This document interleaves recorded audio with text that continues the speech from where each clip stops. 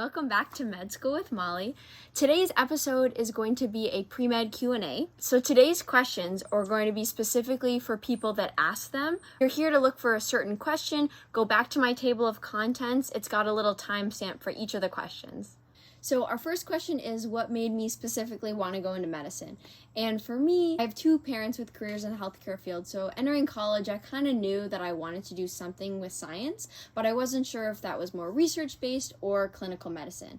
And so I became a CNA, which is a certified nursing assistant. You work in nursing homes and you deal with elderly patients, and I also conducted research at a neuroscience laboratory. So both of these experiences really confirmed that I wanted to do medicine, specifically with patient care, because I really enjoyed interacting with people. I really liked the short-term impact I could have on someone, and even though I learned so much from research, you really get to exercise your creativity skills, your problem-solving skills. It just wasn't the right type of science for me. So our next question is about grade deflation at the UCs and how it kind of works in terms of pre-med GPA.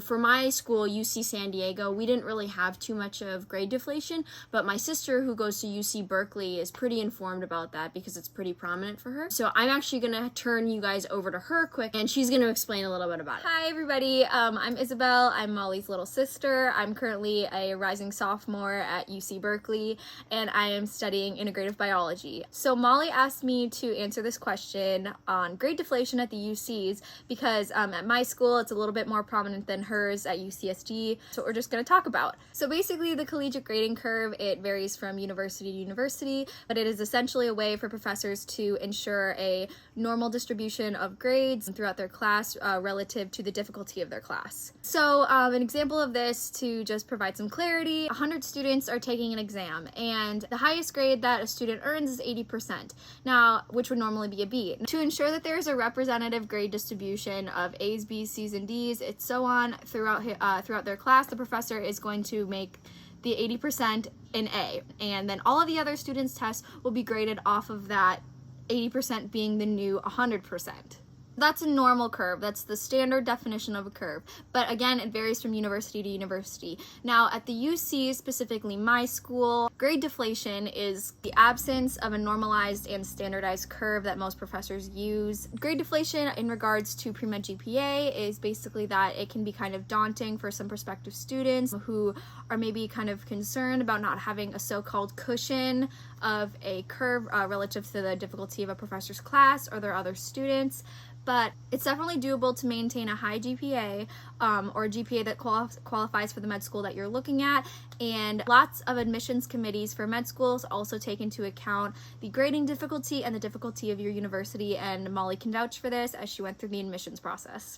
Okay guys, so I hope you found what Isabel said helpful. Like I said, it's way more prominent, grade deflation and all of that, at UC Berkeley than it is at UC San Diego. So if the definition or the explanation of what she was saying was a little confusing, please feel free to reach out to me. I can try to give you more specific details. Our next question is about research. Is it necessary, and how do you obtain it at UCSD specifically?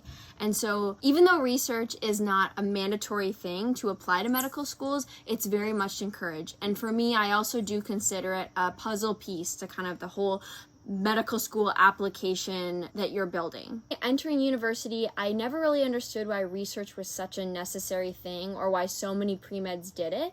But after I spent over 1,500 hours in the lab, doing experiments, looking on the microscope, staining, all of these different things, I realized that the bridge between medicine and science are so connected. Plus, if you are on the fence about whether you should, pursue research as a career or medicine as a career, doing research is a really good way to find out. All right, so that was the first part of the question. The second part of this question is specifically, how do you obtain research at UCSD? And I believe I started applying for research positions around my freshman year, spring quarter. In terms of applying to research positions at labs on your campus, I 110% believe that you should put as much effort as you can trying to obtain the research positions as you do when you actually get the research positions. And I know that kind of sounds like a given, but when I was asking older students at my campus, how do you get research positions? They basically just said, send out 100 emails to a bunch of different professors with the tagline, "Hi, my name is so-and-so and I want to pursue research at your lab." Nothing else, And in hindsight, principal investigators and lab managers are so incredibly busy. So if they get an email popping up on their inbox saying, "Hi, my name is so-and-so," they're not really going to take time out of their day to interview this person when the person themselves didn't take time to write the email. So after the person told me this, I realized, well, maybe I'll try to just send an email out to 2 or 3 labs, kind of personalize all of them, and then see what happens. And so I believe I sent them out actually during finals week of one of my semesters, and within 3 or 4 days I had an interview to both of the places, and then a day after that I had been offered a position in both of the places. How I did this was in 3 steps. The first thing I did was I heavily researched each of the labs. I tried to find out, what were their main goals, who were the people involved, was this something I was interested in? The second thing I did was I found articles by those labs and I tried my hardest to understand them. Keep in mind, I was a first year, so I had no idea what drugs they were using or, what experimental procedures meant, but I really tried my hardest to take the time to understand what they were doing, because eventually that was what I was going to be doing. And the third thing that I did was I drafted an email. I believe it was no more than 2 paragraphs, maybe 8 or 9 sentences max, but I basically just explained who I was, why I was interested in their lab, and how I could actually make an impact at their lab and how I could help them. And especially at a school like UCSD where there's a ton of teaching labs, it's definitely an opportunity that you should take advantage of. Our next question is, what did I do specifically to set myself apart from other med school candidates? And the simplest answer I can give you guys is that I really just found something I was passionate in and I pursued it. Especially being a pre-med, it is so important to find something that you truly care about. And what's even more important is showing admissions committees that you care about it. Also, something I found really useful, the application process, your application process, it's about you. So for the people that know me, I'm not exactly one to boast. And when I actually had to sit down and write stories about myself for the secondaries, the primary application, it was definitely a struggle.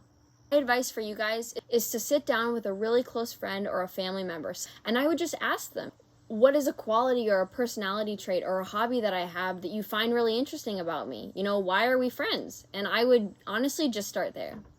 Next up, we have how to write good secondaries. Okay, so I've got 3 main points of advice for you guys. The first one is to always emphasize what you learned from whatever obstacle or challenge or story that you're talking about. The second piece of advice is that you only have a few words, so you gotta make them count.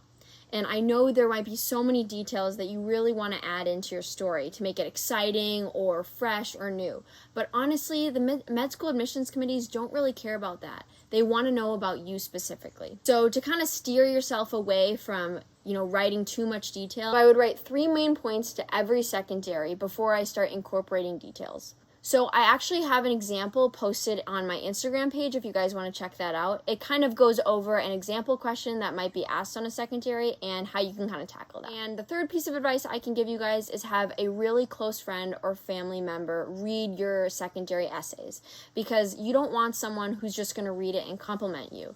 You want someone who's going to constructively tell you, what you need to fix, because at the end of the day, you need to get into medical school. And by getting constructive criticism, you can only increase your chances. Okay, so our next question is, any tips for the CASPer exam? If you're wondering what the CASPer exam is, you can check my previous video for the definition.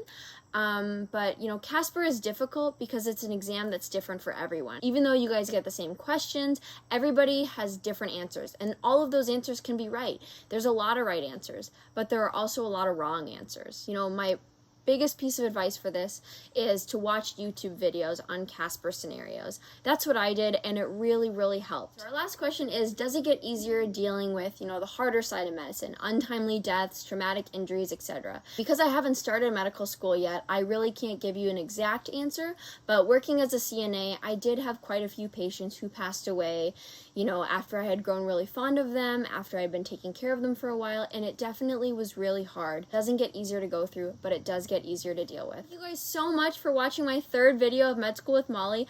I'm starting med school in a couple days, so I'm pretty excited. But yeah, again, like, subscribe, and follow my channel for more updates.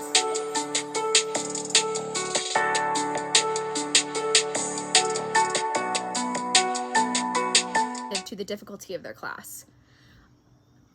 Or, no, midterm. Because, I hate this.